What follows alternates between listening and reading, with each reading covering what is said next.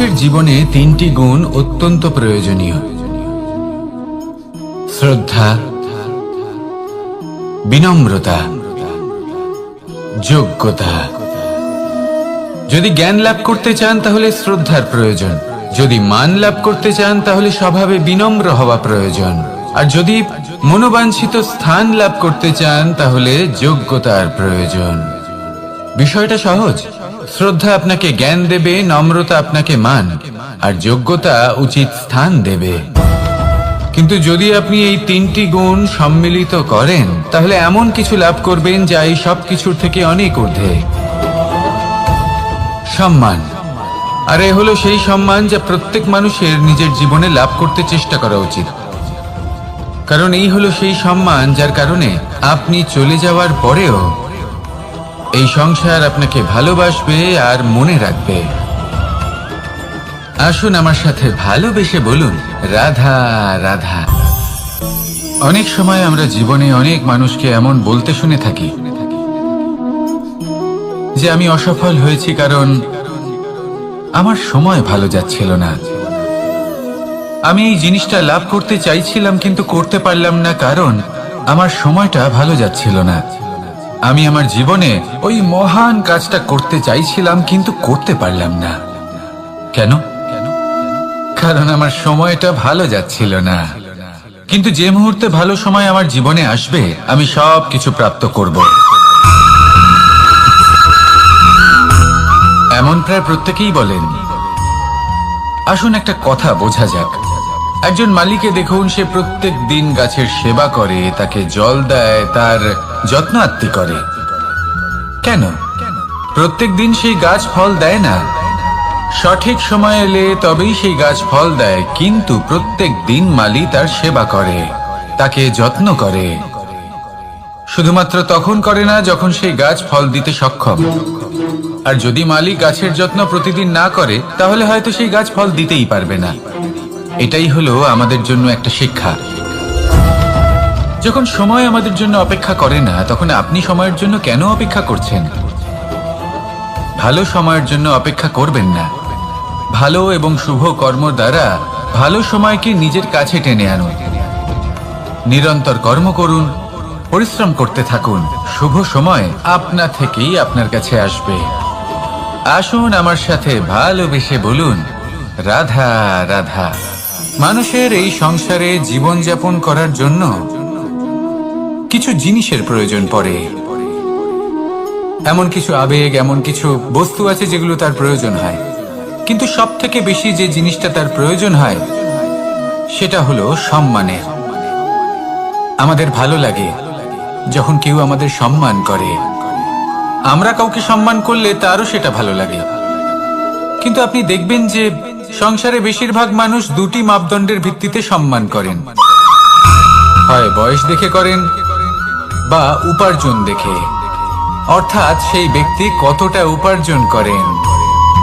এবার ভেবে দেখুন, এটা আবশ্যক নয় কারোর বয়স যদি বেশি হয় তার বুদ্ধিও ততটাই বেশি হবে। আবশ্যক এটাও নয় যে কোনো ব্যক্তি যদি অত্যন্ত ধনী হন বা তার মনও নির্মল হবে বা তিনি সৎকর্ম করবেন বা এমন কোনো কর্ম করবেন যাতে উনি সম্মান লাভ করতে পারেন। হতে পারে উনি ধনী কিন্তু দুশ্চরিত্র। সেই জন্য বয়স বা উপার্জন দেখে কোনো ব্যক্তিকে সম্মান করবেন না। কর্ম দেখুন। যদি গভীরভাবে ভেবে দেখেন তাহলে দেখবেন যদি কোনো মানুষ কোনো সৎকর্ম করেন তাহলে তার প্রতি হৃদয় থেকে সম্মান জাগ্রত হয়। এটাই হলো সেই সম্মান যা অর্জন করতে হবে। বয়স আজ আছে, কাল আরো বৃদ্ধি পাবে। উপার্জন আজ আছে, কাল সেটা কমে যেতেও পারে। কিন্তু যদি আপনি নিরন্তর শুভকর্ম করতে থাকেন তাহলে আপনি মৃত্যুর পরেও অমর হয়ে থাকবেন। আসুন আমার সাথে ভালোবেসে বলুন, রাধা রাধা। পাপ এবং পুণ্য, এই দুই হলো সংসারের এমন দুই বিন্দু যাকে কেন্দ্র করে এই সংসারের চক্র ঘুরতে থাকে। আমরা যদি কোনো কর্ম বিচার করি হয় পুণ্য নয় পাপের দৃষ্টিভঙ্গি দিয়ে, এটা হয় পুণ্য না হলে পাপ। কিন্তু এই পাপ এবং পুণ্য এই দুই নির্ভর করে প্রত্যেক মানুষের উপর, তার চিন্তাধারা, তার পরিস্থিতির উপর। ধরুন এমন একজন মানুষ যিনি অনেক দিন ধরে বনে পথ হারিয়েছেন, অনেক দিন হয়তো উনি কোনো খাবার খাননি। এবার এমন পরিস্থিতি চলে এসছে যে এবার যদি উনি খাবার না খান তাহলে হয়তো জীবিতই থাকবেন না। আর এমন অবস্থায় ওনার সামনে যদি কোনো প্রাণী আসে তাহলে তাকে শিকার করা, এটা কিন্তু তার কাছে পাপ নয়, এটা তো জীবিত থাকার একমাত্র উপায়। এটা তার কাছে পুণ্য সম। আর যদি আমি এমন একজন ব্যক্তির কথা বলি যিনি সরল, যিনি একটি সুখী, শান্ত, সুরক্ষিত জীবনযাপন করছেন, তার কাছে কিন্তু এটা পাপ। এইরকমই এই সংসারে ভিন্ন ভিন্ন পরিভাষা আছে পাপ এবং পুণ্যের।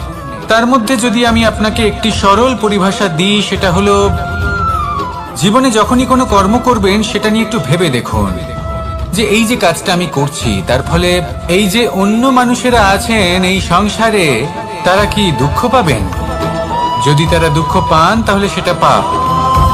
যদি আপনি এমন কোনো কর্ম করেন যার ফলে অন্যরা প্রসন্নতা লাভ করেন, তাদের মুখে হাসি ফুটে ওঠে, যদি তারা প্রেরিত হন, জীবনে সামনে এগোতে পারেন, তাদের বিকাশ হয়, তাহলে এটা হলো পুণ্য।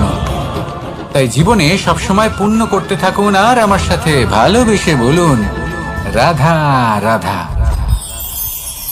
বনস্পতি ফলনের জন্য আমাদের কিসের প্রয়োজন পড়ে?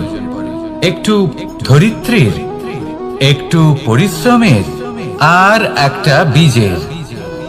এবার যদি মানুষের কথা বলি তাহলে এখানে ধরিত্রী হলো মানুষের এই জীবন, যেখানে মানুষ নিজের ইচ্ছের ফল ফুল ফলন করতে চায়। পরিশ্রম হলো আমাদের কর্ম, আর বীজ হলো আমাদের নির্বাচন। আমাদের বেছে নিতে হবে যে আমরা কি বপন করব,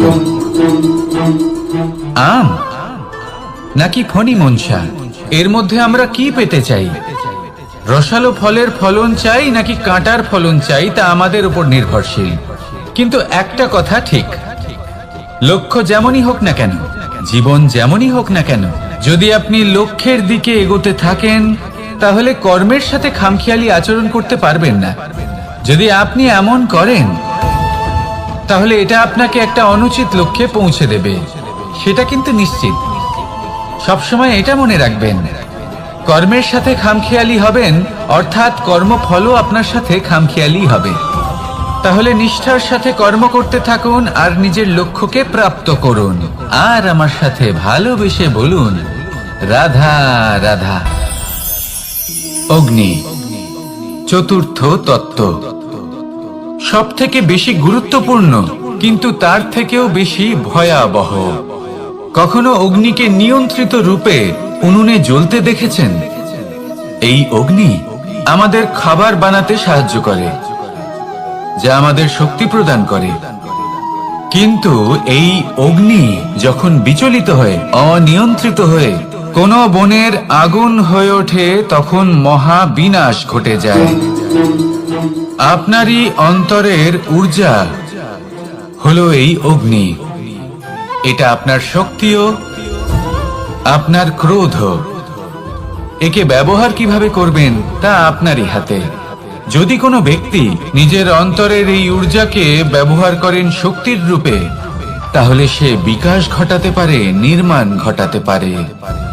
কিন্তু যদি কোনো ব্যক্তি তার অন্তরের ঊর্জাকে বিধ্বংসী অস্ত্র বানিয়ে ফেলেন, তাহলে নিশ্চিত রূপে মহা বিনাশ ঘটতে পারে, যাতে বিনাশ তারও অবশ্যই হবে। অনেক বছর পূর্বে এমনই এক আগুনের দ্বারা এই সুন্দর পৃথিবীর নির্মাণ হয়েছিল। আর অনেক বছর পূর্বে এমন এক আগুনেই সমস্ত জীব এবং সংসার বিলুপ্ত হয়ে গেছিল। এবার আপনি আপনার অন্তরের ঊর্জা দ্বারা বিনাশ ঘটাতে চান নাকি নির্মাণ ঘটাতে চান, সেই সিদ্ধান্ত আপনারই। আসুন আমার সাথে ভালোবেসে বলুন রাধা রাধা। কখনো কখনো এমন হয় আমরা আমাদের বাড়ির উঠোনে বীজ বপন করি, আর তা বিকশিত হয় একটা সুন্দর বৃক্ষে। তার শাখাগুলি প্রতিবেশীর বাড়ি পর্যন্ত পৌঁছয়। ফলের বর্ষণ প্রতিবেশীর বাড়িতেও হয়ে থাকে। আর আমরা ভাবি গাছ আমরা উৎপন্ন করব আর ফল খাবেন আপনারা। এই কেমন কথা হলো?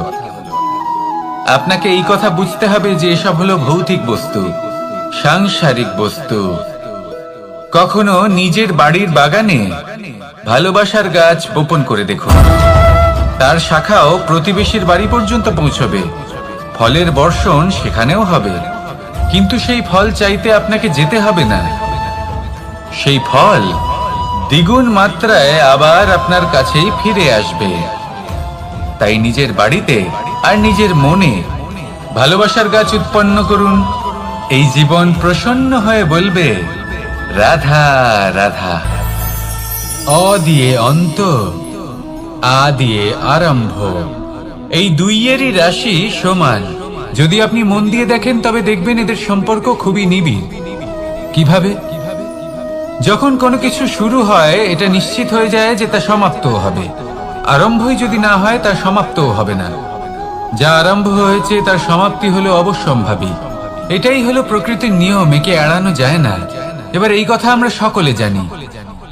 এবার মানুষ কি ভাবে যে সমাপ্তির পরে কি হতে পারে, এর উত্তর তাদের কাছে নেই। তাদের উচিত অন্য কোনো বিষয় ভাবা যা বেশি গুরুত্বপূর্ণ। এবার মানুষ এটা জানে না যে মৃত্যুর পরে কি হতে পারে, কিন্তু এই কথা অবশ্যই জানে যে জন্ম থেকে মৃত্যু পর্যন্ত এই সময়, যাকে আমরা জীবন বলে থাকি, এই সময় আমরা কর্ম করতে পারি। এই কথা তো আমরা জানি। তাহলে এমন কি কর্ম করা যেতে পারে যা আমাদের সমাপ্তির পরও আমাদের প্রাসঙ্গিক করে রাখতে পারে, এই বিষয়ে ভাবা উচিত। যে জন্মগ্রহণ করেছে তার মৃত্যু হবেই, এটা সাধারণ বিষয়। কিন্তু ইতিহাস আজও সেই সকল মানুষজনকে স্মরণ করেন যাদের এই সংসার তাদের মৃত্যু নয়, বরং তাদের জীবনকালে যে কর্ম তারা করেছেন তার দ্বারা মনে রাখেন। সেই কর্মের কারণে এই সংসারে তাদের নাম, তাদের কর্ম, তাদের ব্যক্তিত্ব, তাদের কীর্তি অমর হয়ে থাকে এবং থাকবে। আপনার কাছে এতটা সময় নেই যতটা আপনার মনে হচ্ছে আপনার কাছে আছে। সেই জন্য যত শীঘ্র সম্ভব শ্রেষ্ঠ কর্ম করুন, যতটা পারবেন ততটা অধিক সুকর্ম করুন। এই সংসারে নিজেকে অমর করে তুলুন আপনার মৃত্যুর পরেও। আর আমার সাথে ভালোবেসে বলুন, রাধা রাধা। ওমাই কি, আমি কখন থেকে এখানে অপেক্ষা করছি, হাত পেতে দাঁড়িয়ে রয়েছি যাতে একটা ফল আমার হাতে এসে পড়ে এবং সেটা আমি খেতে পারি।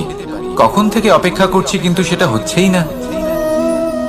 এবার আপনি বলবেন যে এসব কি বলছি, এ কি অদ্ভুত কথা বলছি।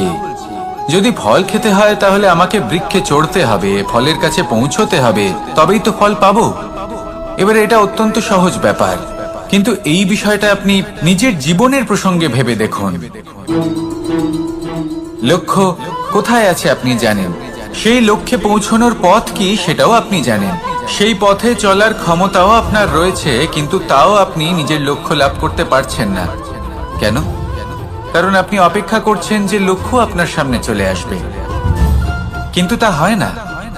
লক্ষ্য সে যাই হোক না কেন, ধন হোক, প্রেম হোক, কোনো সম্মান হোক বা মোক্ষ হোক, যদি আপনি তার দিকে অগ্রসর না হন তাহলে ফল প্রাপ্তি অসম্ভব ব্যাপার, তা কোনোদিনই হবে না।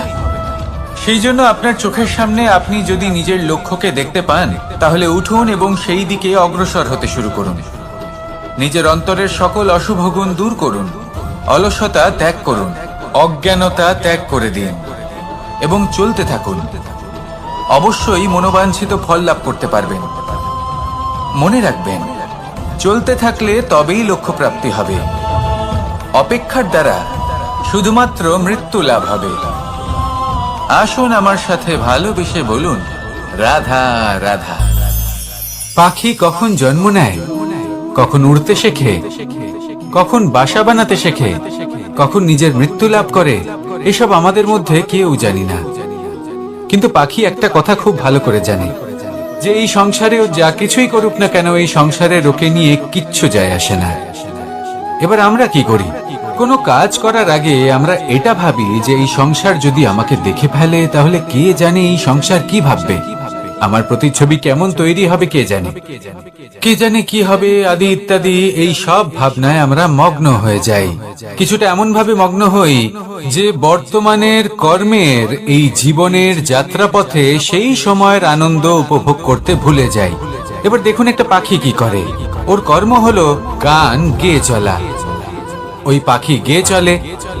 কেউ ওর গান শুনুক বা না শুনুক, কেউ আদৌ শুনছে কিনা সেই বিষয়টা নিয়ে সেই পাখির কিছুই যায় আসে না। সেই পাখি নিজের কর্ম করতে থাকে। হয়তো সেই জন্যই আপনি কখনো কোনো পাখিকে কাঁদতে দেখবেন না। এরকমই আপনাকে নিজেকে গড়ে তুলতে হবে। প্রথমে নিজেকে জিজ্ঞেস করুন, এই যে কর্ম আমি করতে চলেছি সেটা কি উচিত? যদি আপনার মনে হয় সেটা উচিত, তাহলে সেটা প্রমাণ করুন। এটা ভাববেন না যে এই সংসার কি ভাববে। আসুন আর আমার সাথে ভালোবেসে বলুন, রাধা।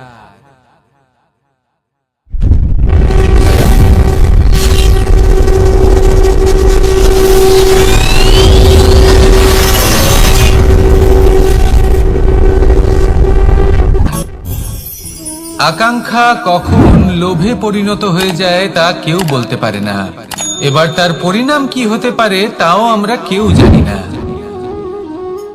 আজ আমি আপনাকে বলছি, কোনো ব্যক্তি সব থেকে বেশি ক্ষতির সম্মুখীন তখনই হয় যখন সে এটা মনে করে যে সে সব থেকে বেশি সুরক্ষিত স্থানে রয়েছে। সে ভাবে যে সে সেখানে সুরক্ষিত রয়েছে। সে তখন অসাবধান হয়ে পড়ে, আর তখনই তাকে জীবনের সব থেকে বড় ক্ষতির সম্মুখীন হতে হয়। নিঃস্ব হয়ে যাওয়ার পরিস্থিতি কোনো মানুষের জীবনে তখনই আসে যখন তার কাছে প্রচুর সম্পত্তি থাকে এবং সে তার থেকেও অনেক বেশি সম্পত্তি অর্জন করতে চায়। সেই অনেক বেশি সম্পত্তি অর্জন করার চেষ্টায় সে এমন কিছু করে বসে যার ফলে তাকে সমস্ত সম্পত্তি হারাতে হতে পারে। একজন রচনাকার নিজেই নিজের প্রতিভা একদম শেষ করে দিতে পারে যখন সে অনেকগুলো কাজ নিজের কাঁধে নিয়ে নেয়। একটা গুরুত্বপূর্ণ কথা সবসময় মনে রাখবেন, আজ আপনি যেখানেই থাকুন না কেন, যেমনই যে কোনো স্থানেই থাকুন না কেন, এর পেছনে আপনার আকাঙ্ক্ষার একটা বিশাল ভূমিকা রয়েছে। কিন্তু মনে রাখবেন, আপনাকে শিখতে হবে যে কখন আর কিভাবে নিজের উচ্চাকাঙ্ক্ষাগুলিকে লাগাম পরাতে হবে, কারণ এটা অত্যন্ত আবশ্যক। তাই আসুন আর আমার সাথে ভালোবেসে বলুন, রাধা রাধা। রাত্রে আমরা সুখ নিদ্রা লাভ করি, আমরা স্বপ্ন দেখি, ভবিষ্যতের পরিকল্পনা করি, খুব ভালো লাগে। সকালে যখন চোখ খুলি নিদ্রা ভঙ্গ হয়, স্বপ্ন সেইখানেই ভেঙে যায়, আর তারপর আমরা আমাদের রোজকার জীবন যাপন করি। স্বপ্ন হয়তো মানুষ রাতের বেলায় দেখেন, কিন্তু সেটাকে সার্থক দিনের বেলাতেই করতে হয়। রাতে মধুর বাতাসের নিচে কোমল শয্যায় শুয়ে মাতার গলায় মিষ্টি গান শুনতে শুনতে নিদ্রায় আচ্ছন্ন হওয়া, স্বপ্ন দেখা, ভবিষ্যতের পরিকল্পনা করা বড়ই সরল। কিন্তু সকালবেলায় সময় মতো উঠে সূর্যের তাপ সহ্য করে, সেই উষ্ণতা সহ্য করে সর্বাঙ্গ ঘেমে গিয়ে নিজের পথ খুঁজে বের করা, সেই পথে অগ্রসর হওয়া, বাধা বিপত্তি এসবের সম্মুখীন হওয়া, আর তারপর লক্ষ্য লাভ করা, এগুলো কঠিন কাজ। এ হলো অত্যন্ত কঠিন কাজ। যদি আপনি চান যে স্বপ্ন আপনি দেখেছেন তা সত্যি হোক, তাহলে দিনের বেলায় আপনাকে বেরিয়ে কর্ম করতেই হবে, পরিশ্রম করতেই হবে। মনের এই চক্ষু দিয়ে স্বপ্ন দেখা সম্ভব, কিন্তু যদি আপনি বুঝতে পারেন যে এই স্বপ্নই হলো আপনার লক্ষ্য, তাহলে তাকে সার্থক করতে শুধুমাত্র পরিশ্রম দ্বারাই করতে হবে। তাহলে পরিশ্রম করুন আর আমার সাথে ভালোবেসে বলুন, রাধা রাধা। মানুষের জীবনে দুই ধরনের আবেগ থাকে যা চিরকাল তার সাথে বসবাস করে। প্রথম, স্বপ্ন। দ্বিতীয়, অজুহাত।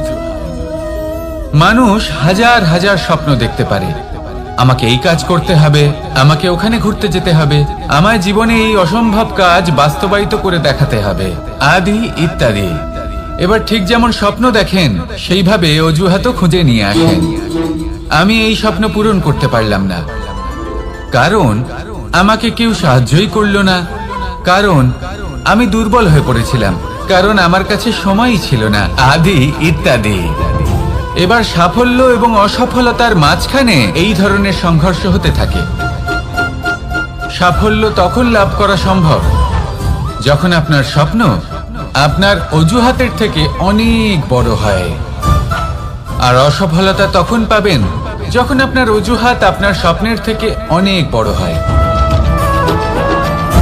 আপনি যদি সাফল্য লাভ করতে চান তাহলে চেষ্টা করতে থাকুন, পরিশ্রম করুন।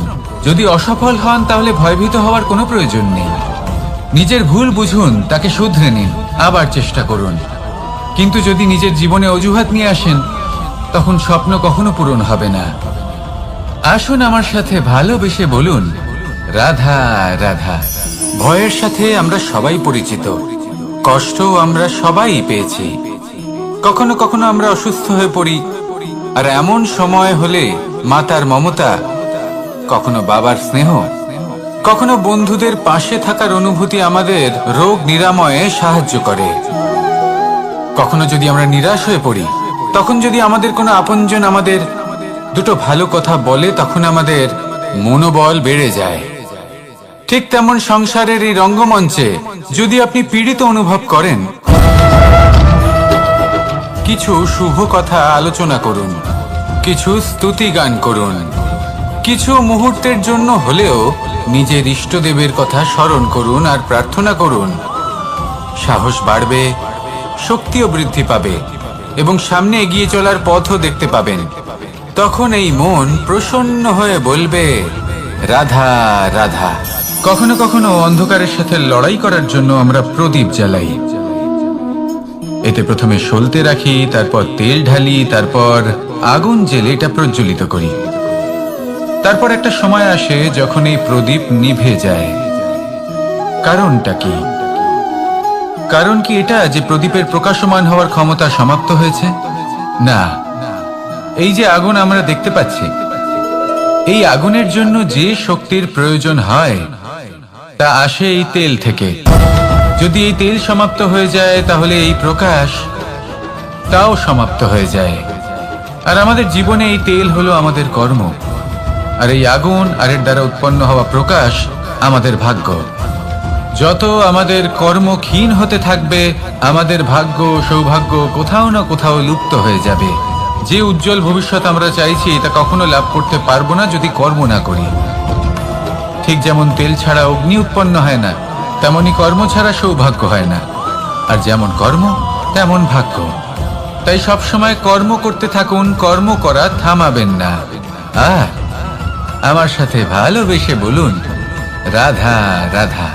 জীবনে তিনটি বিষয় আছে, তিনটি বস্তু আছে, তারা যেন আপনাকে কখনো বশে না করে নিতে পারে। প্রথম হলো ধন।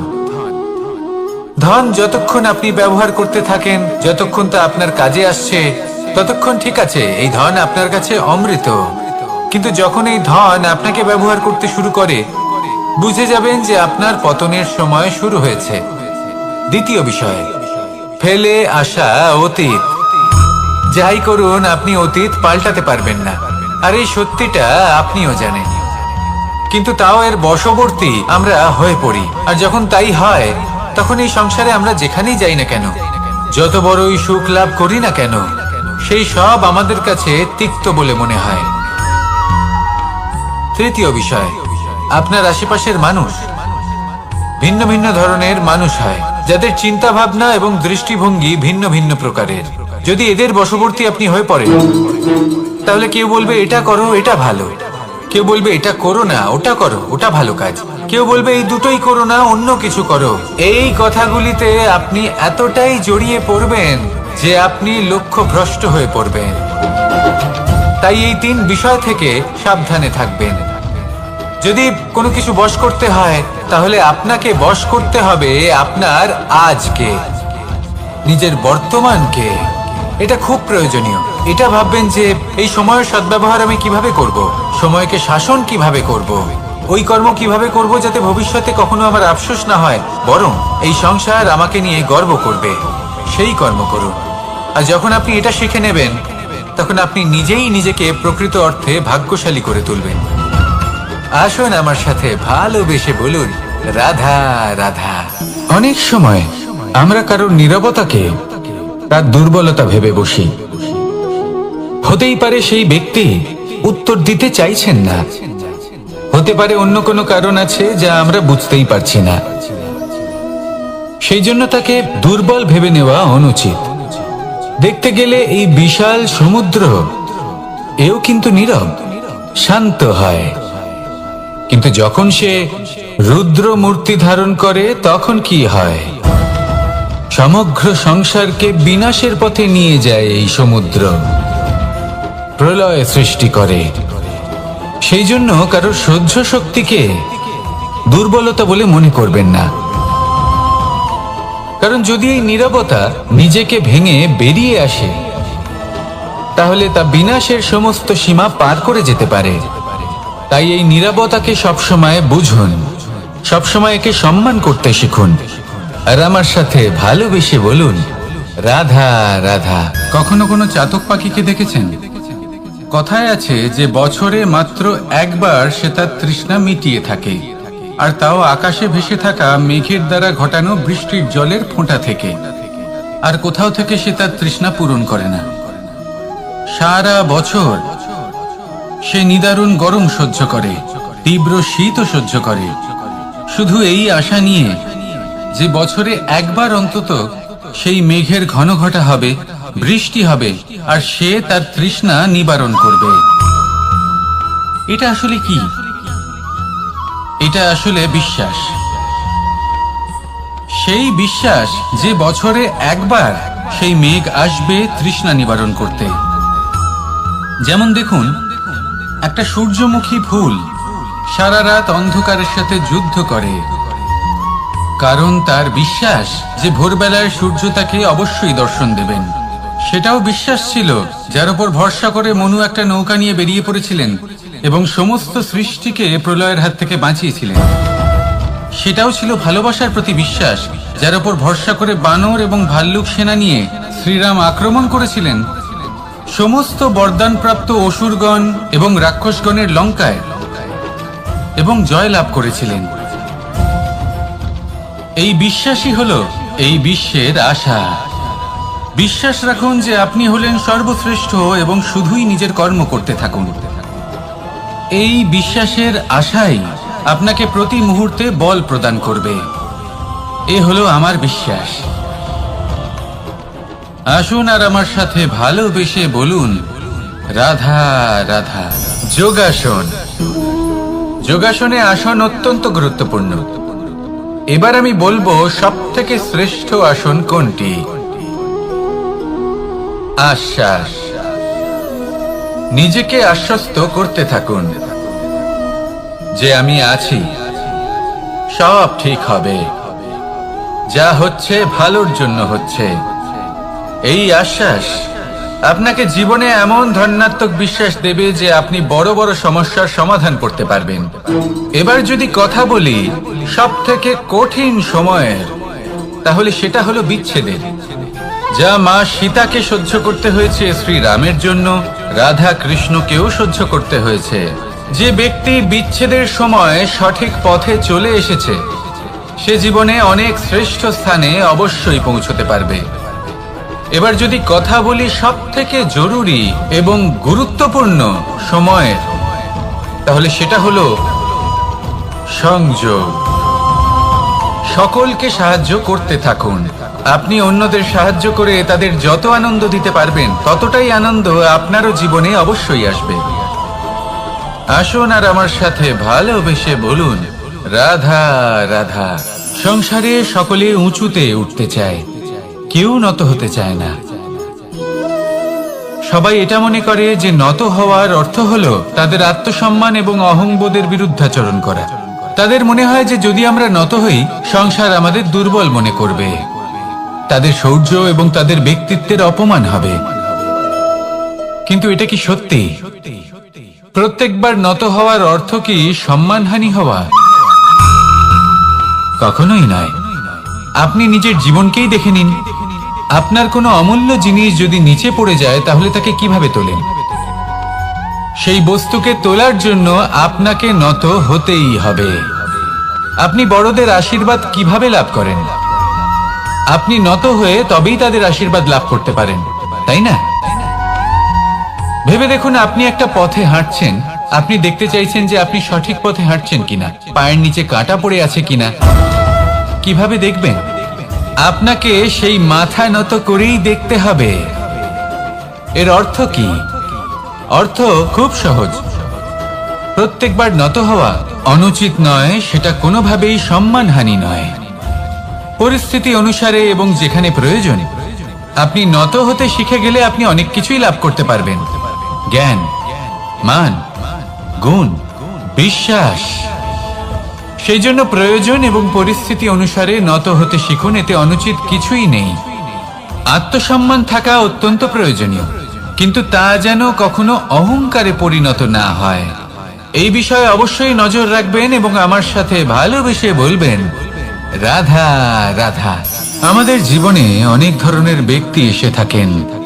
কেউ কেউ আমাদের সাথে থেকে যান, কেউ আমাদের থেকে দূরে চলে যান। কেউ ভালো মানুষ হন, কেউ খারাপ মানুষ।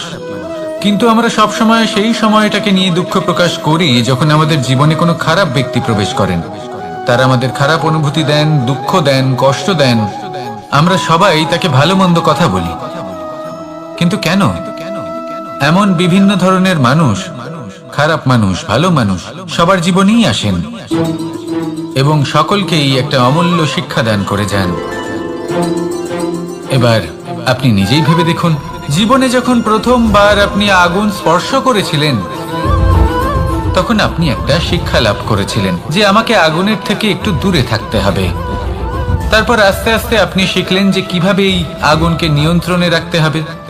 তারপর আপনি শিখলেন যে কিভাবে নিজের জীবনে তাকে প্রয়োগ করতে হবে, তা সে অন্ধকারে প্রকাশ লাভ করার জন্য হোক বা খাবার বানানোর জন্য। সেইভাবেই কোনো খারাপ ব্যক্তি যখন আপনার জীবনে আসে, কোনো শিক্ষা দিয়ে যান, তার প্রতি কৃতজ্ঞ থাকুন। তার বিষয় খারাপ ভাবার বা খারাপ অনুভূতি নিয়ে থাকার কোনো প্রয়োজন নেই। সেই শিক্ষা লাভ করুন, ইতিবাচক মনোভাব নিয়ে জীবনের সামনে এগোতে থাকুন। কেউ নেই যিনি আপনাকে বাধা দিতে পারেন। আসুন আমার সাথে ভালোবেসে বলুন, রাধা রাধা। অনেক সময় আমরা জীবনে অনেক মানুষকে এমন বলতে শুনে থাকি যে আমি অসফল হয়েছি কারণ আমার সময় ভালো যাচ্ছিল না। আমি এই জিনিসটা লাভ করতে চাইছিলাম কিন্তু করতে পারলাম না কারণ আমার সময়টা ভালো যাচ্ছিল না। আমি আমার জীবনে ওই মহান কাজটা করতে চাইছিলাম কিন্তু করতে পারলাম না। কেন? কারণ আমার সময়টা ভালো যাচ্ছিল না। কিন্তু যে মুহূর্তে ভালো সময় আমার জীবনে আসবে আমি সব কিছু প্রাপ্ত করব। এমন প্রায় প্রত্যেকেই বলেন। আসুন একটা কথা বোঝা যাক। একজন মালিকে দেখুন, সে প্রত্যেক দিন গাছের সেবা করে, তাকে জল দেয়, তার যত্ন আত্তি করে। কেন? প্রত্যেক দিন সেই গাছ ফল দেয় না। সঠিক সময় এলে তবেই সেই গাছ ফল দেয়, কিন্তু প্রত্যেক দিন মালি তার সেবা করে, তাকে যত্ন করে। শুধুমাত্র তখন করে না যখন সেই গাছ ফল দিতে সক্ষম। আর যদি মালি গাছের যত্ন প্রতিদিন না করে তাহলে হয়তো সেই গাছ ফল দিতেই পারবে না। এটাই হলো আমাদের জন্য একটা শিক্ষা। যখন সময় আমাদের জন্য অপেক্ষা করে না তখন আপনি সময়ের জন্য কেন অপেক্ষা করছেন? ভালো সময়ের জন্য অপেক্ষা করবেন না। ভালো এবং শুভ কর্ম দ্বারা ভালো সময়কে নিজের কাছে টেনে আনুন। নিরন্তর কর্ম করুন, পরিশ্রম করতে থাকুন। শুভ সময় আপনা থেকেই আপনার কাছে আসবে। আসুন আমার সাথে ভালোবেসে বলুন, রাধা রাধা। জীবনে এমন কিছু কাজ রয়েছে যা আমাদের কখনোই করা উচিত নয়, যেমন আশা করা। যদি আপনি আশা করেন আর আপনার আশা পূর্ণ না হয় আপনি খুবই কষ্ট পাবেন। এবার আপনি যদি প্রতীক্ষা করেন, করতেই থাকেন, আর সেই ব্যক্তি যদি না আসে তাহলেও খুব কষ্ট পাবেন। আর হলো তুলনা। আপনি যদি তুলনা করতে যান তাহলে এটাই ভাববেন যে হয় আমি বা অন্য কোনো ব্যক্তি, এই দুজনের মধ্যে কোনো এক ব্যক্তি নিকৃষ্ট। আর এই ভাবনাটাই হলো অনুচিত। যদি আমরা কথা বলি সেই সব বিষয়ে যা আমাদের করা উচিত, যেমন পরীক্ষা। এই পরীক্ষা সবসময় আমাদের আরো সফল করে তোলে, আরো শ্রেষ্ঠ করে তোলে, আরো উৎকৃষ্ট করে তোলে। আসন্ন মহাসংগ্রামের জন্য আমাদের প্রস্তুত করে তোলে এই পরীক্ষা। তাই এই পরীক্ষার থেকে কখনোই পালাবেন না, এর সম্মুখীন হন। আর হলো কর্ম। কর্ম করা কখনোই বন্ধ করবেন না। তুলনা করার বদলে কর্ম করুন, প্রতীক্ষা করার বদলে কর্ম করুন, আর আশা করার বদলে কর্মই করুন। জীবন সফল হয়ে যাবে।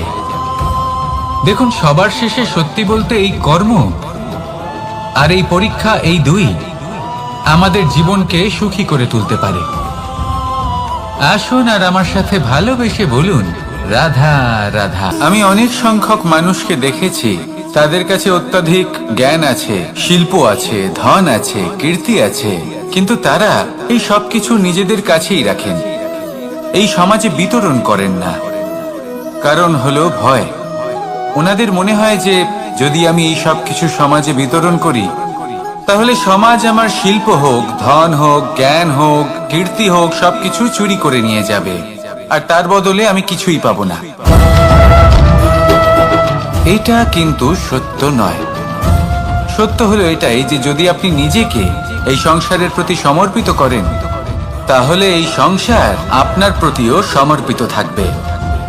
আপনি শুধু ধন, জ্ঞান, কীর্তি, সম্মান পাবেন তাই নয়, বরং এই সমাজ আপনাকে নিজের চোখে হারাবে, মনের মধ্যে স্থান দেবে। তাই এই ভয় ত্যাগ করে দেখুন কিভাবে এই সমাজ আপনাকে প্রেম সমর্পণ করে।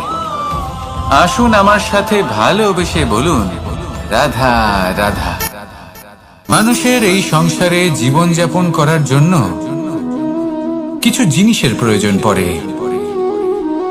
এমন কিছু আবেগ, এমন কিছু বস্তু আছে যেগুলো তার প্রয়োজন হয়, কিন্তু সব থেকে বেশি যে জিনিসটা তার প্রয়োজন হয় সেটা হলো সম্মানের। আমাদের ভালো লাগে যখন কেউ আমাদের সম্মান করে। আমরা কাউকে সম্মান করলে তারও সেটা ভালো লাগে।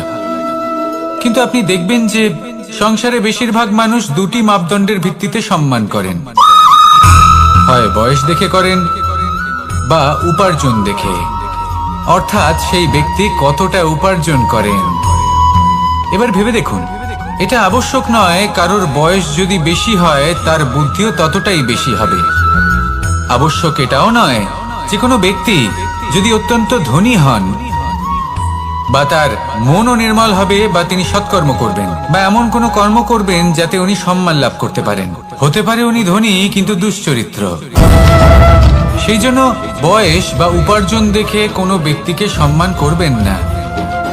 কর্ম দেখুন। যদি গভীরভাবে ভেবে দেখেন তাহলে দেখবেন যদি কোনো মানুষ কোনো সৎকর্ম করেন তাহলে তার প্রতি হৃদয় থেকে সম্মান জাগ্রত হয়। এটাই হলো সেই সম্মান যা অর্জন করতে হবে। বয়স আজ আছে, কাল আরো বৃদ্ধি পাবে। উপার্জন আজ আছে, কাল সেটা কমে যেতেও পারে। কিন্তু যদি আপনি নিরন্তর শুভকর্ম করতে থাকেন তাহলে আপনি মৃত্যুর পরেও অমর হয়ে থাকবেন। আসুন আমার সাথে ভালোবেসে বলুন, রাধা রাধা। আমাদের জীবনে আমরা যখনই এমন কোনো মানুষের সাথে পরিচিত হই যে বয়সে, পদে এবং আর্থিক দিক থেকে আমাদের থেকে পিছিয়ে, তখন আমরা সবাই খুব হীন নজরে তাদের দিকে দেখি। মনেই করি না যে সেই ব্যক্তির নিজস্ব একটা অস্তিত্ব রয়েছে, তার নিজেরও একটা মাহাত্ম্য রয়েছে। আমাদের মনেই হয় না যে আমাদের সামনে দাঁড়িয়ে থাকার যোগ্যতা আছে তাদের। চলুন আপনাকে একটা প্রশ্ন করি, শূন্যের নিজস্ব মূল্য কোথায়? আপনি বলবেন কিছুই না। শূন্যের আবার নিজস্ব মূল্য কোথায়? কিন্তু যখন এই শূন্যই কোনো সংখ্যার সাথে এসে যুক্ত হয়ে যায়, কোনো অঙ্কের সাথে এসে যুক্ত হয়ে যায়, তখন তার মূল্য অনেক গুণ বৃদ্ধি পায়। অর্থাৎ এই শূন্যের মূল্য অবশ্যই আছে। আর আমাদের জীবনেও এমন কিছু ব্যক্তি থাকেন, তাদের দেখে মনে হয় যে এদের কোনো মূল্যই নেই। কিন্তু যখন এই ব্যক্তি কারোর সাথে এসে জুড়ে যান তখন তার মূল্য সেই ব্যক্তির বৃদ্ধি ঘটায়। এই সংসারে এমন কোনো ব্যক্তি নেই যার কোনো মূল্য নেই। যদি আমরা ধনুকের কথা বলি তাহলে তার জন্য একটি দড়ির প্রয়োজন হয় যেটি প্রত্যঞ্চা হিসেবে ব্যবহৃত হয়। যদি এই প্রত্যঞ্চা না থাকে তাহলে ধনুকের কোনো মূল্যই থাকে না। যদি প্রত্যঞ্চা না থাকে তাহলে ধনুকের অস্তিত্ব অসম্পূর্ণ থেকে যায়। এই সংসারে যে কোনো ব্যক্তি হোক বা যে কোনো বস্তু হোক, প্রত্যেকের নিজস্ব একটি মূল্য আছে। তার সম্মান করুন, সামনে অগ্রসর হন আর আমার সাথে ভালোবেসে বলুন রাধা রাধা।